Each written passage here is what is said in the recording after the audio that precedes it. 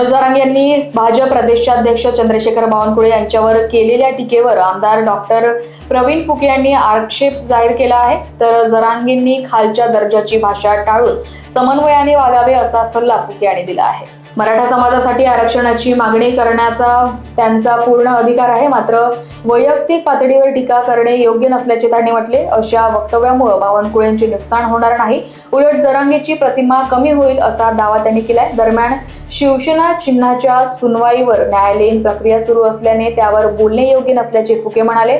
तर आश्रमशाळांची तपासणी करून सुविधा नसलेल्या शाळा बंद करण्याची मागणीही त्यांनी केली आहे। बघा, असं आहे की मनोज जरांगे पाटीलजी या मराठा आंदोलनामुळे एक मराठा समाजाच्या युवकांचे प्रेरणास्थान झाले आणि निश्चितच त्यांनी आंदोलन केलं पाहिजे, त्यांनी आपल्या समाजासाठी आरक्षण मागितलं पाहिजे, याच्यात काही हरकत नाही।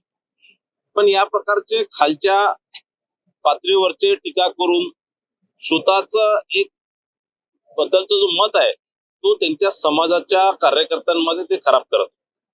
या प्रकारचं आमचे नेते माननीय चंद्रशेखर बावनकुळे साहेबांच्या बद्दल या प्रकारचं जर खालच्या दर्जाच्या टीका म्हणजे टपोरी टाईपच्या टीका जर ते करत असतील तर हे उचित नाहीये।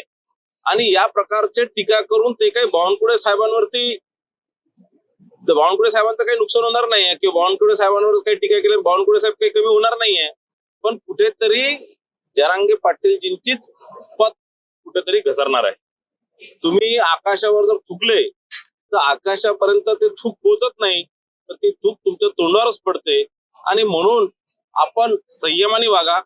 उद्या चालून जर भारतीय जनता पार्टीने जर विचार केला किंवा आमच्या सारख्या कार्यकर्त्यांनी जर विचार केला तर करोडो लोक या महाराष्ट्रामध्ये तुमच्या विरोधात स्टेटमेंट देऊ शकतील, तुमच्या विरोधात याच्यापेक्षाही खालच्या दर्जाचे टिप्पण्या करू शकतील।